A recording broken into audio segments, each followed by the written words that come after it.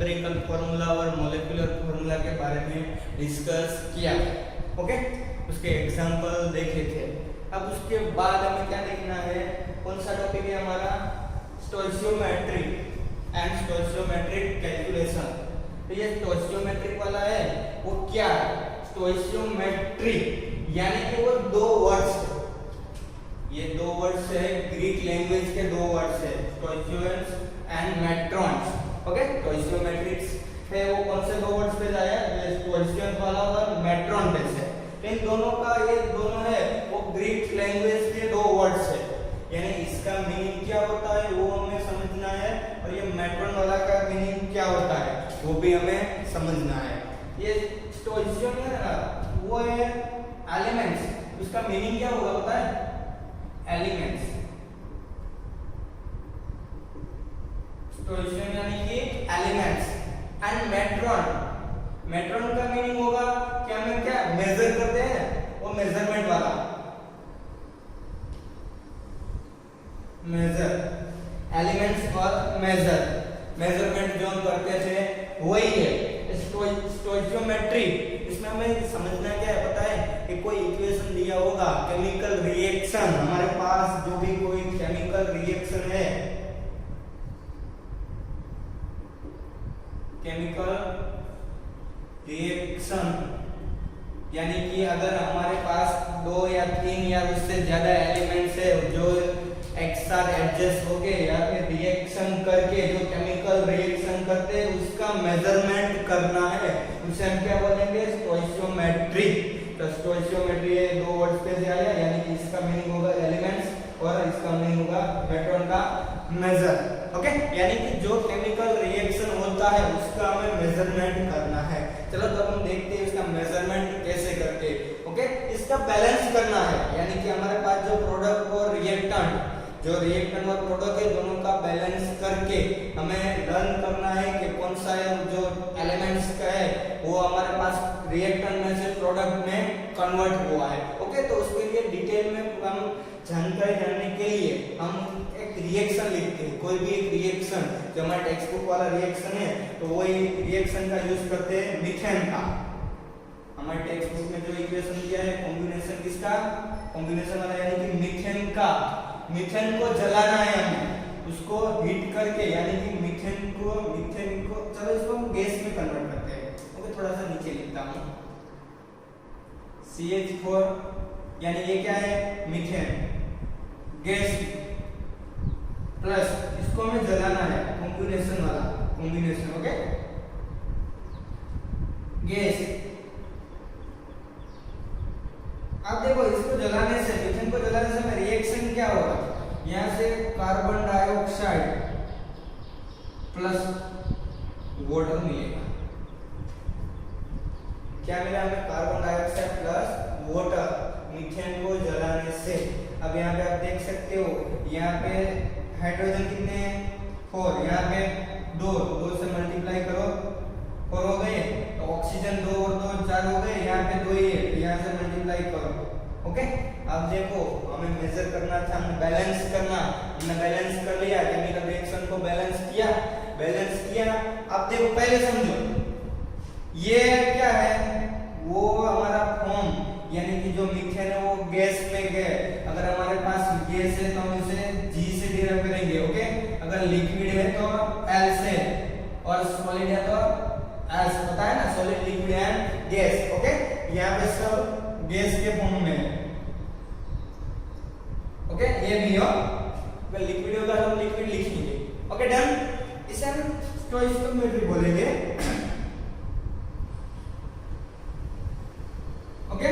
अगर यहाँ कुछ नहीं है तो जीरो है, नहीं, लेकिन इससे कैसे बोलेंगे हम स्टोइचियोमेट्री है। तो चलो हम पहले इसको मेजर कैसे करते हैं, केमिकल रिएक्शन है तो इसको मेजर करने के लिए हम ग्राम का यूज करेंगे कि चलो केमिकल रिएक्शन कितने ग्राम का है, या फिर ये O2 और मीथेन से कार्बन डाइऑक्साइड बनता है और प्लस पानी, तो वो इतने ग्राम में था, या फिर उसका वेट इतना था, ये था, नहीं, इसको हम अलग अलग डिराइव करेंगे, ओके। कैसे डिराइव करेंगे वो हम देखते हैं। पहले आप देखो कि स्टोइचियोमेट्री वाला है, यानी कि अब यहाँ पे देखो यानी कि यहाँ कुछ है नहीं है, इसका मतलब कि 1 मोल मीथेन और 2 मोल हम O2 डाई ऑक्सीजन, और ये हमारा है O2, और ये 2 मोल O2 का रिएक्शन, केमिकल रिएक्शन करने से हमें प्रोडक्ट मिलती है 1 mole carbon dioxide and 2 mole of water. Okay, अब देखो जो रिएक्शन यानी कि जो दो सब्सटेंस हमारे पास है, वो दो सब्सटेंस के साथ रिएक्शन करते हैं ना, वो हमारा रिएक्टेंट होगा। क्या होगा? रिएक्टेंट। ये दोनों रिएक्टेंट हुए हमारे लिए, और ये जो हमें यहाँ पे मिलता है सामने की तरफ, वो हमारी प्रोडक्ट है। ओके, जो दो सब्सटेंस के बीच में रिएक्शन, केमिकल रिएक्शन करते हैं, वो हमारे प्रोडक्ट, वो जो वो हमारा रिएक्टेंट, और जो सामने में रिएक्शन बन के न्यू जो हमें मिलता है उसे हम प्रोडक्ट बोलते हैं। यानी कि ये लेफ्ट साइड वाला दोनों रिएक्टेंट है और ये प्रोडक्ट है। ये हमें ग्राम में भी हो सकता है, गैस में, सॉलिड में और लिक्विड में। ये गैस, सॉलिड एंड लिक्विड्स। इसका मतलब क्या हुआ? 1 मोल मीथेन का 2 मोल O2 के साथ रिएक्शन करने से 1 mole carbon dioxide and 2 mole water मिलता है। ये हमारे मोल में हुआ। अगर हम वेट की बात करें तो मास, इसका मास कैलकुलेट करो। कार्बन का 12, हाइड्रोजन का 51, 4 का 4, 12 प्लस 4 यानी कि 16 ग्राम मीथेन। यहाँ पे 1 का कितना होता है? 16, 2 का 32, तो हमारे पास ये 32 है, तो ये 2 यानी कि 64 ग्राम, 16 ग्राम मीथेन, 64 ग्राम O2 नहीं मीन्स के ऑक्सीजन, O2 वाला था मैंने, आप क्या बोलेंगे? ऑक्सीजन। 16 ग्राम मीथेन और 64 ग्राम ऑक्सीजन का रिएक्शन करने से हमें यहाँ पे 12 इसका 32 यानी कि 44 ग्राम हमें कार्बन डाइऑक्साइड और वाटर का 18 होता है, तो 2 है, इसका मतलब कि 36 ग्राम वाटर मिलता है। ओके, समझ में आया? हमने ग्राम में कैलकुलेट किया। वेट की बात करें, अगर हमें 36 ग्राम वाटर चाहिए इसमें, तो हम 16 ग्राम मीथेन और 64 ग्राम ऑक्सीजन का रिएक्शन करने से हमें 44 ग्राम कार्बन डाइऑक्साइड और 36 ग्राम H2O मिलता है। अब देखो इन दोनों का प्लस करो 80 और इनका भी प्लस करो 80, वो दोनों सेम ही होगा। ओके, ऑलवेज याद रखिए जो रिएक्टेंट में से प्रोडक्ट मिलती है, वो प्रोडक्ट में एक्स्ट्रा प्रोडक्ट या कोई भी हो, वो दोनों का प्लस 80 नियर में, यानी कि जो जितने रिएक्टर उतनी ही प्रोडक्ट मिलती है, अगर वेस्ट नहीं होता तो। ओके, ये हमारे पास मोल में हुआ, ये ग्राम में हुआ। इसके बाद पार्टिकल्स की बात करते हैं। नंबर ऑफ एटम्स हमने पढ़ा हुआ था, नंबर ऑफ एटम कैलकुलेट कीजिए पार्टिकल्स, तो वो मोल में से फाइंड करते हैं। 1 मोल में कितने पार्टिकल्स होते हैं? यानी कि 6.022 into 10⁻23 पार्टिकल्स, यानी कि मीथेन के इतने पार्टिकल्स। और यहाँ पे हम देखने जाए तो O2 कितने मोल है? 2 मोल, यानी कि O2 1 O2 में कितना होता है? 6.022, तो 2 में, तो 2 से मल्टीप्लाई कर दो, 2 into 6.022 into 10⁻23 पार्टिकल्स, यानी कि मीथेन के इतने पार्टिकल्स और ऑक्सीजन के कितने होते हैं? इतने। ओके, ये 2 से मल्टीप्लाई करोगे हमें आंसर कितना मिलेगा? यहाँ पे 12.044 into 10⁻23 पार्टिकल्स, यानी कि मीथेन के कितने पार्टिकल्स एंड और ऑक्सीजन के कितने पार्टिकल्स, दोनों कंबाइन होके ये 1 मोल, यानी कि कितने पार्टिकल्स हमें मिलेंगे? कार्बन डाइऑक्साइड 6.022 into 10⁻23 और वाटर के 2, यानी कि 2 से मल्टीप्लाई करेंगे 2, और 1 मोल में कितने होते हैं? 6.022 into 10⁻23। ओके, समझ में आ गया? 1 मोल होता तो ये होता है नंबर वाला, 2 होता है तो 2 से मल्टीप्लाई करो, 3 होता है तो 3 से मल्टीप्लाई करो, इतने पार्टिकल्स। समझ में आ गया? अब लीटर की बात करें। चलो हम लिक्विड है, हमारा वॉल्यूम है वो, यानी कि हम जो भी हम मेजर कर रहे हैं वो हम वॉल्यूम में लेते हैं, मेजर से लिक्विड में करते हैं, लिक्विड होगा तो हम इसे क्या करेंगे, यानी कि 1 मोल में कितना होगा 22.7 लीटर पार्टिकल्स होते हैं लिक्विड में, यानी कि ये इधर वाला है 22.7 लीटर। ओके, ये 1 में होता है, 1 मोल में। अगर 2 मोल होगा तो 2 से मल्टीप्लाई कर दो, 2 into 22.7 लीटर, ये याद ही रखना पड़ेगा। 1 लीटर यानी कि 1 मोल में कितने होते हैं पार्टिकल्स, हमने पार्टिकल्स यानी इतने एटम्स, अगर हम लीटर की बात करें 1 लीटर वाला मोल होगा तो उसमें 22.7, तो यहाँ पे हमें कितने मोल मिलेंगे 1 मोल यानी कि 22.7, यहाँ पे 2 यानी कि अगर इसे 2 से मल्टीप्लाई कर दूं तो यहाँ पे कितना आएगा 45, 22 एंड 44, तो 7 और 7 14, 45.4 लीटर, तो यहाँ पे भी कितना आएगा 45.4 लीटर। ओके, अब आपको समझना क्या है पता है, इन चारों में से आपको कोई भी पूछा जा सकता है, कैसे भी आपको बोला जाए कि आपके पास जो मीथेन का रिएक्शन है, मीथेन को जलाने से जो रिएक्शन बनता है, उस रिएक्शन में आपके पास 2 मोल ऑक्सीजन है, कितने मोल 2 मोल ऑक्सीजन है, ये 2 मोल ऑक्सीजन है। ओके, तो उसमें आपको जो कार्बन डाइऑक्साइड मिलता है उसमें कितने पार्टिकल्स होंगे, तो आपको बताना है 2 मोल्स में से हमें कितने कार्बन डाइऑक्साइड मिलते हैं, तो इतने कार्बन डाइऑक्साइड यानी कि 1 मोल, तो 1 मोल में कितने पार्टिकल्स होंगे 6.022 into 10⁻23।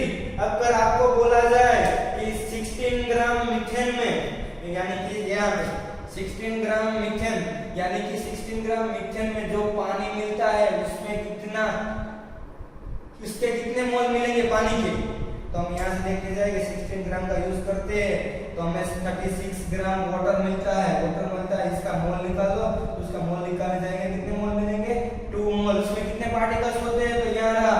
अगर आपको बोला जाए कि ये 64 वाला है, 64 ऑक्सीजन का यूज करके हम कितने मोल वाटर मिलता है, तो हम यहाँ से देखने जाए तो ये इसका मतलब क्या है, इसमें से हमें वो भी पूछा जा सकता है कोई भी।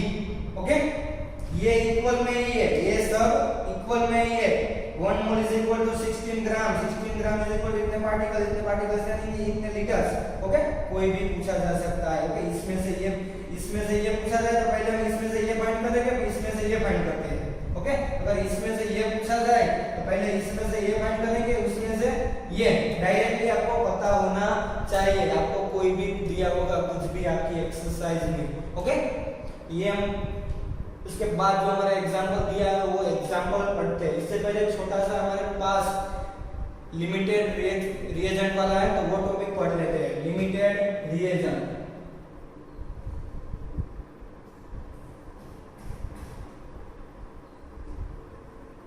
लिमिटिंग अर्थात या फिर लिमिटेड रिएजेंट। ओके, लिमिटिंग या फिर लिमिटेड कोई भी बोल सकते हो आप। यस, ओके, लिमिटिंग रिएजेंट किससे बोलते हैं आपको पता हो तो आप ऐसे ही पता चल जाएगा, लिमिट वाला जो रिएजेंट होगा उसे लिमिटिंग रिएजेंट बोलते हैं या फिर लिमिटेड रिएजेंट। ओके, आपके टेक्स्ट बुक में लिमिटिंग रिएजेंट लिखा होगा। ओके, तो आप समझ लो कि चलो आपको चाय बनाने के लिए 2 कप चाय बनानी है। ओके, 2 कप चाय बनानी है, 2 कप चाय बनाने के लिए जरूरत कितनी होती है, मिल्क की और मिल्क शुगर और चाय की पत्ती। चलो 2 कप चाय बनाने के लिए, चलो मिल्क यानी कि हमें 3 कप मिल्क चाहिए, क्योंकि ये सपोज ऐसे ही हो, ऐसे नहीं होता सर, ये इतना नहीं होता है, मेरे को चाय बनानी नहीं आती। ओके, 2 कप बनाने के लिए 3 कप मिल्क चाहिए, उसके बाद उसमें शुगर देखने जाए तो उसमें हम 4 चम्मच शुगर चाहिए, प्लस चाय की पत्ती वो 3 रख देते हैं। चलो सपोज, ओके, 2 कप की बात करते हैं, कितने कप की, 2 कप की। अगर हमें 4 कप बनानी है चाय तो हम क्या करेंगे, इसका डबल कर देंगे, यानी कि हमें मिल्क कितना चाहिए 6 कप सपोज ऐसे, तो ये शुगर वाला, ओके शुगर, और ये चाय की पत्ती 6 चम्मच, ओके। चलो ये तो पता चल गया आपको, अब इसे भूल जाओ। मैं आपको बोलूं कि चलो मेरे पास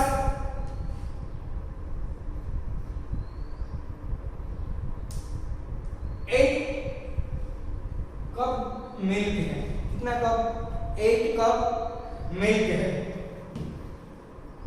7 स्पून चम्मच शुगर है,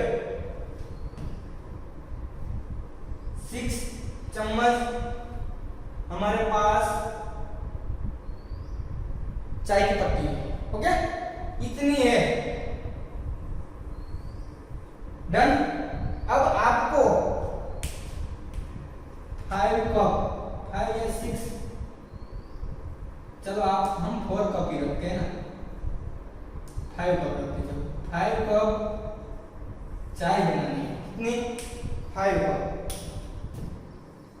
5 कप चाय बनानी है।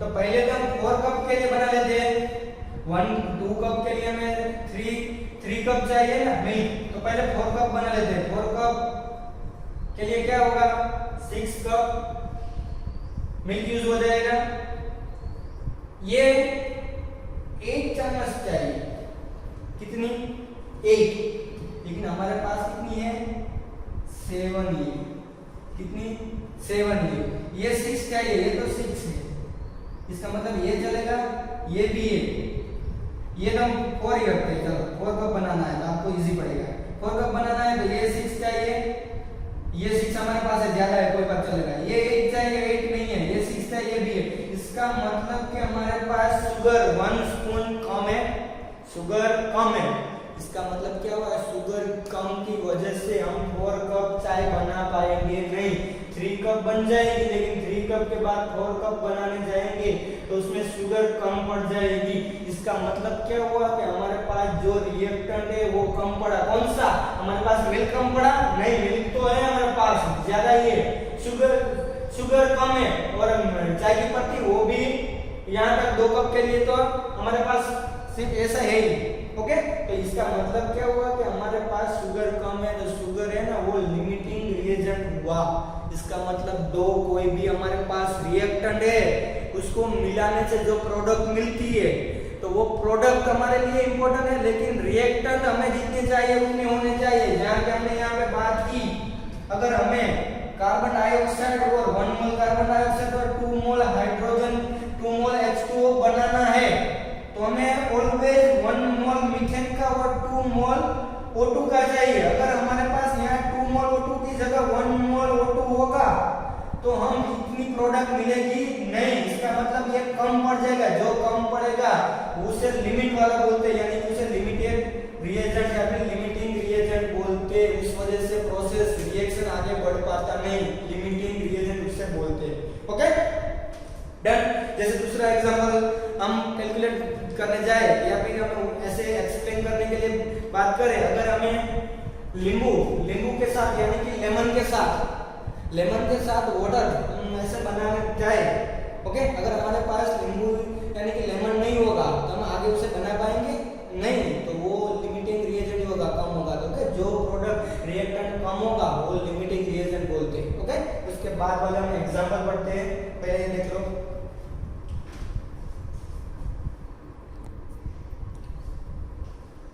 ओके डियर स्टूडेंट, ये दो एग्जांपल है, वो दो एग्जांपल हम एक्सप्लेन करते हैं। चलो यहाँ पे चलो पहले पढ़ो, हमें इक्वेशन वो मीथेन का वो दहन वाला था वो दिया हुआ है, मीथेन को जलाना है, कम्बशन वाला है ना, कम्बशन वाला।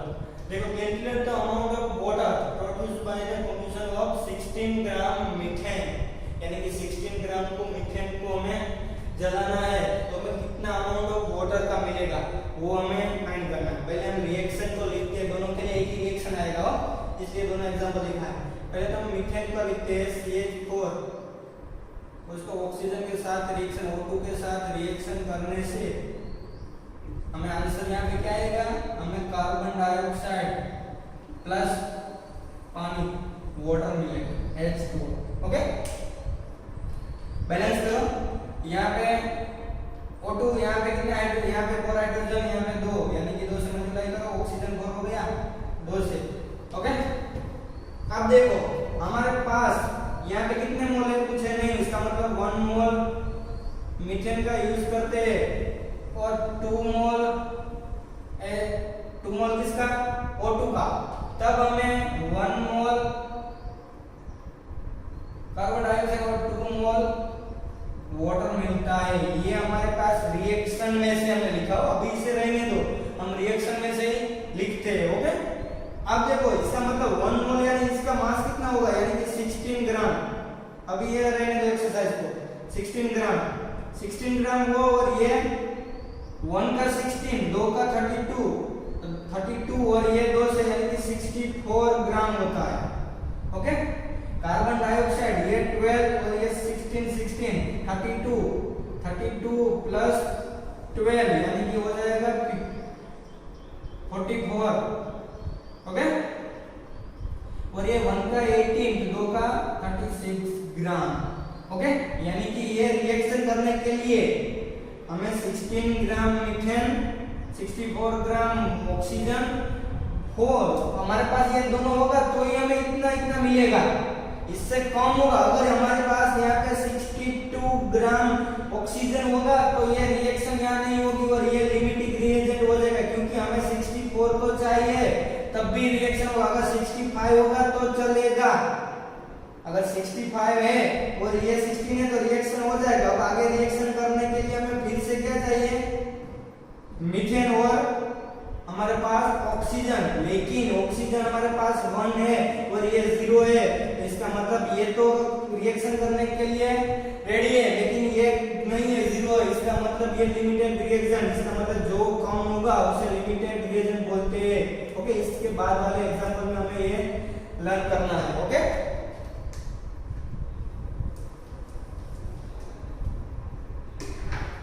अब देखो, अब हम हमारे एक्सरसाइज पे चले जाओ। हमारे पास क्या है, 16 ग्राम मीथेन है, यानी कि ये 16 ग्राम मीथेन है।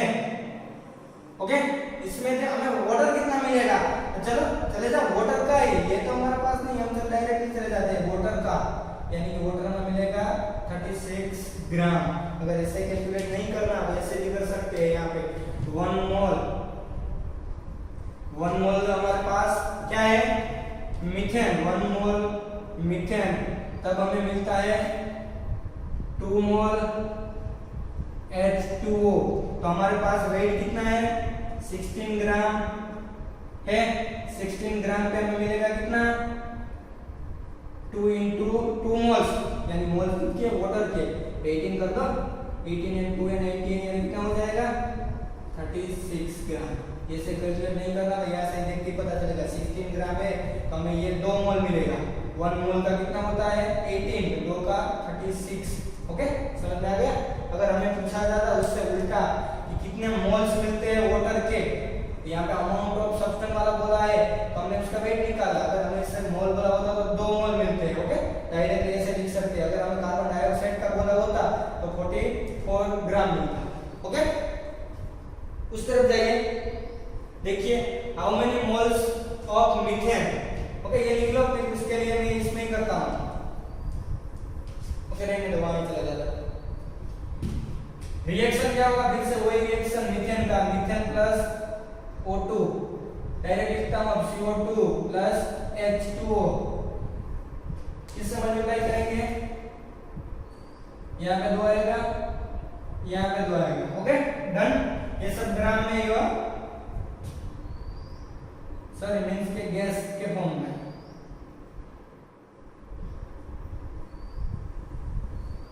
ओके, हमें वेट वाला ही बोला है, लेकिन हमें मोल्स फाइंड करने हैं, तो 1 मोल यहाँ पे कुछ नहीं है, इसका 1 मोल इसका यूज करते हैं, 2 मोल इसका यूज करते हैं, ये दोनों रिएक्टेंट है।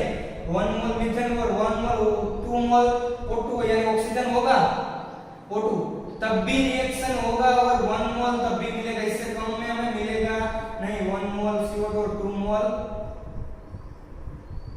वाटर। ओके, अब देखो ये तो हो गया। अब इसका वेट यानी कि ये 16 ग्राम चाहिए, तो ये 64, तब ये दोनों इतने होंगे तब हमें कितना मिलेगा, 44 ग्राम कार्बन डाइऑक्साइड और 36 ग्राम वाटर। लेकिन हमारे पास 22 ग्राम क्या है कार्बन डाइऑक्साइड के लिए, यहाँ पे 44 हमें इतना होता है तो ये इतना मिलता है, ये दोनों इतना होगा प्लस, तब भी हमें ये मिलेगा 44 ग्राम वाला कार्बन डाइऑक्साइड। लेकिन अगर यहाँ पे हमें 22 ग्राम ही चाहिए तब हमें कितने मीथेन के मोल्स चाहिए, समझ में आया? अगर हमें यहाँ पे 22 ही चाहिए, समझ में आया?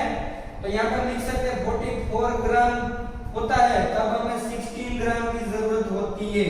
ओके, 44 पे 16 होती है तो 22 ग्राम बनाने के लिए हमें कितने मीथेन चाहिए, तो हम 22 कर दे, 16 कर दे अपॉन 44, तो 222 into 2 8 यानी कि हमें 8 ग्राम चाहिए, समझ में आया?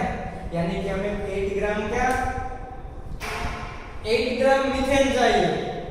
8 ग्राम मीथेन जब होगा तब हमें कितना मिलेगा, 22 ग्राम कार्बन डाइऑक्साइड मिलेगा। ओके, समझ में आ गया? अब हमें लेकिन यहाँ पे मोल्स पूछे तो मोल्स को कैसे कैलकुलेट करेंगे, यहाँ है 1 मोल इज इक्वल टू कितना होता है 16 ग्राम, यहाँ पे लिख सकते हैं 1 मोल इज इक्वल टू, यहाँ पे 1 मोल इज इक्वल टू कितना होता है 16 ग्राम। ओके, तो हमारे पास कितना 8 ग्राम है, 8 ग्राम पे कितना होगा, क्रॉस मल्टीप्लाई कर दो, इसको यहाँ पे जाने दो, इसको यहाँ पे, यानी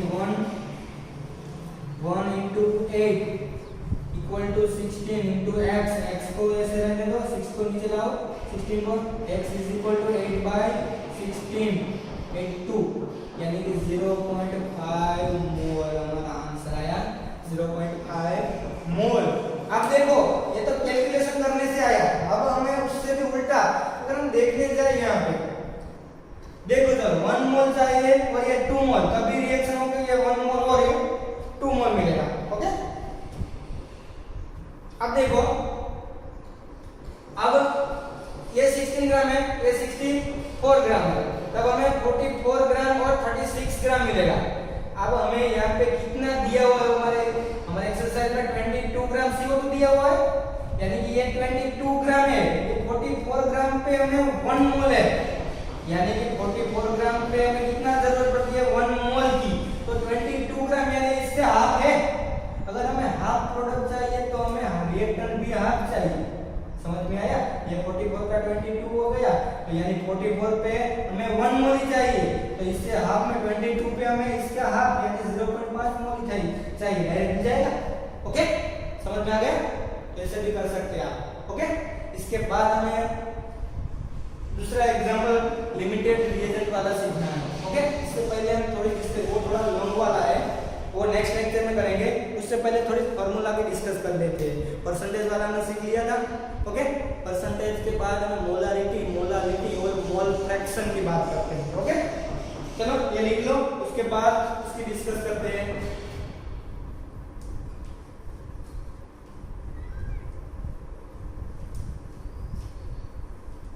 लिख लो चलो,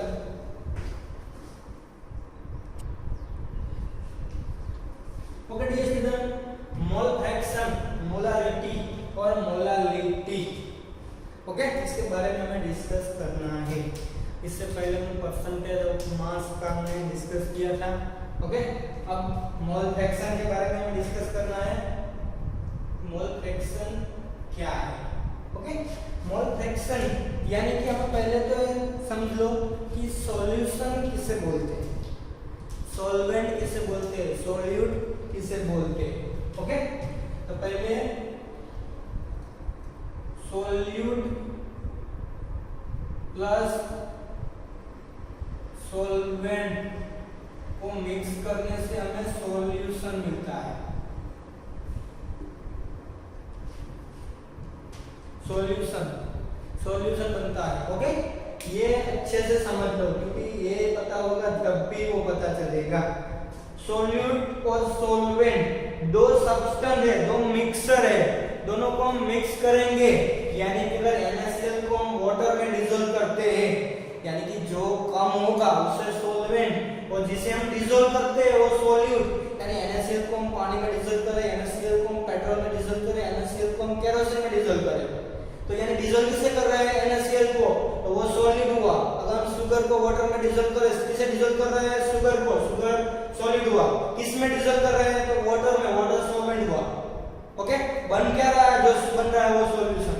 ओके, मैं केरोसिन को पानी में डिसॉल्व करूं तो पानी सॉल्वेंट हुआ, केरोसिन सॉलिड हुआ, और जो दोनों मिक्स होकर बनता है उसे सॉल्यूशन बोलते हैं। ओके, मैं शुगर को पानी में डिसॉल्व करता हूं तो सॉल्वेंट पानी होगा, शुगर सॉल्यूट, और जो सॉल्यूशन बनता है वो सॉल्यूशन। ओके, डन, समझ में आ गया। अगर मैं नमक यानी वो NaCl की बात कर दी, दूसरा दो कोई भी लिक्विड सॉल्यूशन लूं तो उसको मैं डिसॉल्व कर दूं, तो जो जिसमें डिसॉल्व करता हूं वो सॉल्वेंट, जिसे डिसॉल्व करता हूं, जिसमें डिसॉल्व करता हूं वो सॉल्वेंट, जिससे डिसॉल्व करता हूं वो सॉल्यूट, और जो बनता है वो solution. Okay, done. Mole fraction पे आ जाते हैं। मोल फ्रैक्शन यानी कि दो हमारे पास सॉल्यूट और सॉल्वेंट कोई भी हो, उसमें हमें सॉल्यूट सॉल्वेंट नहीं, कोई भी दो कंपाउंड बोलते हैं। चलो हम कंपाउंड ए यानी सब्सटेंस ए और सब्सटेंस बी को डिसॉल्व करते हैं और हमें सॉल्यूशन बनता है AB सॉल्यूशन। ये रेशियो है।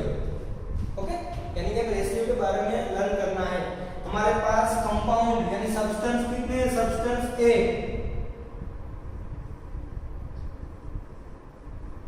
सब्सटेंस ए प्लस सब्सटेंस बी। ओके, इसके मोल फ्रैक्शन, इन दोनों के अलग अलग हम मोल फ्रैक्शन फाइंड करेंगे। इन दोनों के अलग अलग मोल फ्रैक्शन फाइंड करने हैं तो पहले हमें सबके मोल फाइंड करने पड़ेंगे। यानी कि कंपाउंड सब्सटेंस ए का मोल और सब्सटेंस बी का, कंपाउंड ए या कंपाउंड बी। ओके, ऐसे भी बोल सकते हैं। कंपाउंड ए का मोल जिसे हम क्या बोलेंगे, Na। ओके, ए क्या मोल, मोल को हम कैसे, सिंबल क्या है N, जैसे Na बोलेंगे, कैसे फाइंड करेंगे, तो उसका weight, weight by mass. Okay, ऐसे फाइंड करेंगे। ऐसे ही ये फर्स्ट वाला, सेकंड वाला कंपाउंड बी मोल, उसे क्या बोलेंगे NB, क्योंकि हमारे पास दो था ना, सॉलिड और सॉल्वेंट, जैसे कि A और B है तो दोनों के मोल फाइंड करेंगे। इसका weight, weight by mass, molecular mass. Okay, ऐसे करने से हमें क्या मिल जाएगा, NB। अब हम मोल फ्रैक्शन फाइंड करना है तो हम पहले कंपाउंड A का मोल फ्रैक्शन फाइंड करते हैं। Mole fraction of compound A, that is substance compound A is equal to, अब देखो जिसका मोल फ्रैक्शन हमें फाइंड करना है, किसका, A का मोल फ्रैक्शन फाइंड करना है तो उसका जो हमारे पास मोल मिला है ना, उसके मोल को अपर साइड रखो, यानी कि number of moles of A compound. अगर यहाँ पे लिखना है तो हम क्या लिख सकते हैं, number of mole compound of a, यानी कि हमारे पास जो एक वाला फर्स्ट वाला कंपाउंड है उसका मोल नीचे क्या आएगा, सॉल्यूशन यानी कि सब्सटेंस का टोटल सब्सटेंस, टोटल कंपाउंड मोल, टोटल कंपाउंड का मोल यानी क्या आएगा, इसका हम फॉर्मूला में लिखने जाए तो यहाँ पे आएगा ये Na, और हमारे पास जो टोटल कंपाउंड है वो कौन है, AB, यानी कि AB का दोनों का मोल Na प्लस NB। ओके, समझ में आएगा, ये नहीं हमारी फॉर्मूला, यानी कि अगर A के मोल फ्रैक्शन फाइंड करने हैं तो उसका मोल अपर साइड नीचे टोटल कंपाउंड के मोल, यानी कि जो भी कंपाउंड जो भी सॉल्यूशन बना है उस सॉल्यूशन का मोल। ओके, अगर उस तरह हिसाब से हम B के मोल फ्रैक्शन फाइंड करने हैं, mole fraction of B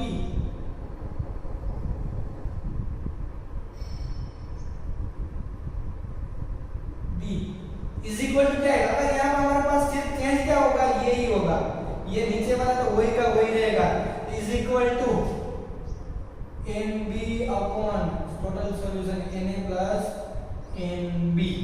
okay, यानी कि अगर मोल फ्रैक्शन B के फाइंड करना है तो उसके मोल अपर साइड रखो, A के फाइंड करना है तो A के मोल फ्रैक्शन अपर साइड रखो, चेंजेस होगा ये अपर साइड वाला ही, नीचे टोटल वाला मोल है वो तो सेम ही रहेगा।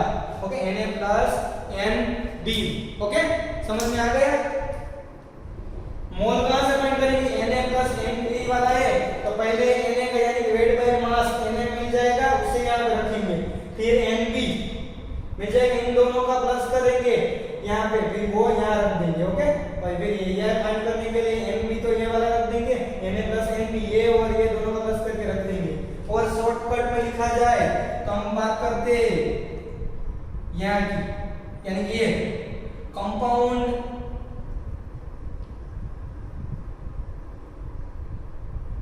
A मोल फ्रैक्शन, यानी कि कंपाउंड A का mole fraction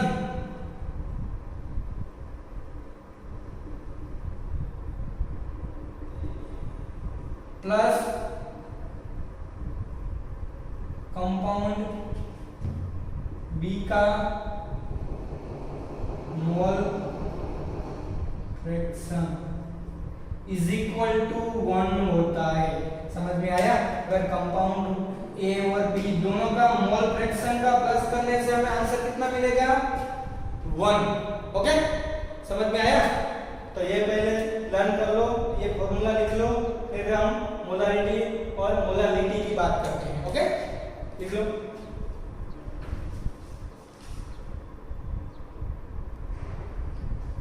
okay dear student, उसके बाद हम मोलारिटी की बात करते हैं।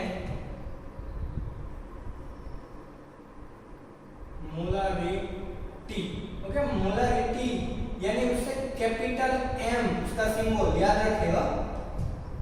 इसकी फॉर्मूला क्या है, तो उसकी फॉर्मूला है मोल ऑफ सॉल्यूट, यानी कि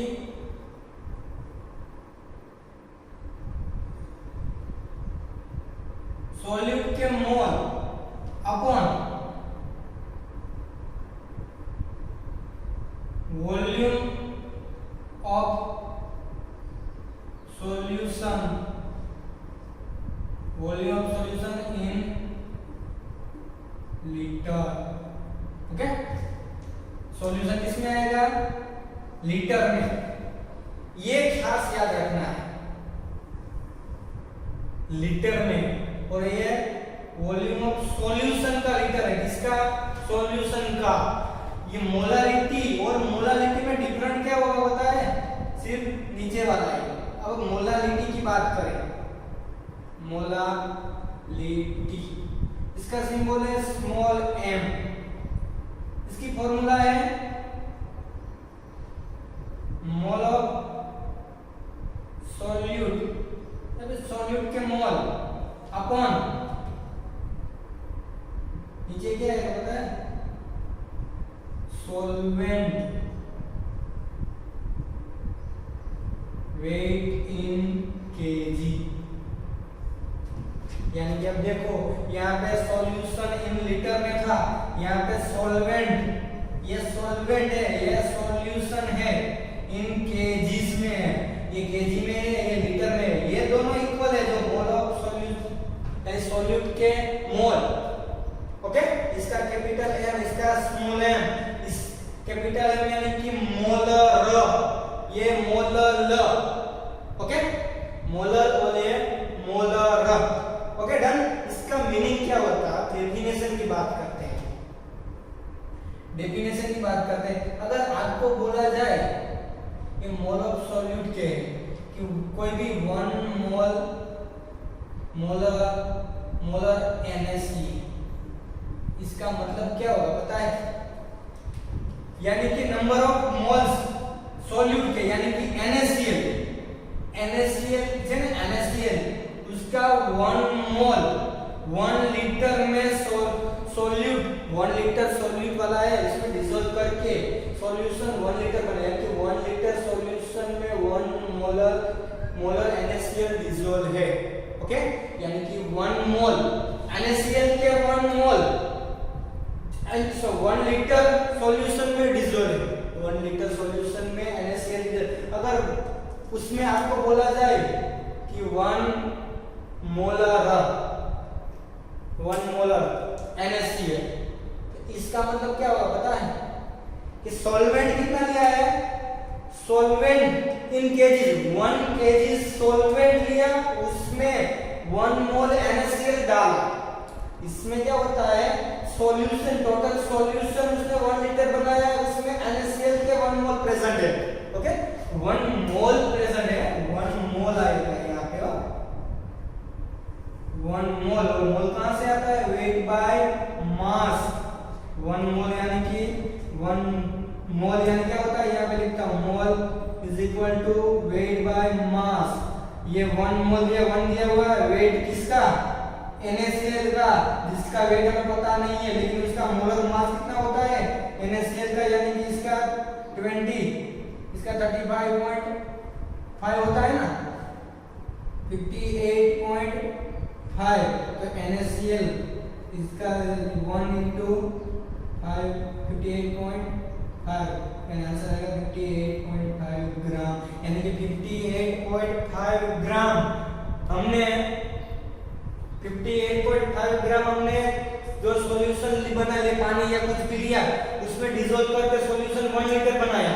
इसकी बात करें तो 58.5 ग्राम हमने NaCl को दूसरे सॉल्वेंट 1 केजी लिया, 1 केजी लिया, उसमें डिसॉल्व किया। ओके, यानी कि 1 केजी ये सॉल्वेंट है, उसमें ऐड किया है, इसमें सॉल्यूशन हमने 1 लीटर बनाया। ओके, अगर डिटेल में बात की जाए तो चलो, अगर मैं वाटर की बात करता हूं तो ये मैंने 800 ml वाटर लिया, और इसमें हमने ये 58.5 ml ग्राम NaCl डाल के मैंने पूरा कितना बनाया? 1 लीटर बनाया। और इस कंडीशन में क्या होता है? इस कंडीशन में होता है कि हम पहले 1 केजी सॉल्वेंट लेते हैं, फिर उसमें 58.5 NaCl डालते हैं। इसमें टोटल 1 लीटर बनाना है, इसमें 1 केजी में ऐड करना है। ओके, और ये सॉल्वेंट है, ये सॉल्यूट है, इसका मोलर ओके, ये याद रखो। उसके बाद की डिटेल में मोलरिटी की बात, जो एग्जांपल दी है वो बाद में लेक्चर में करते हैं। Okay, thank you.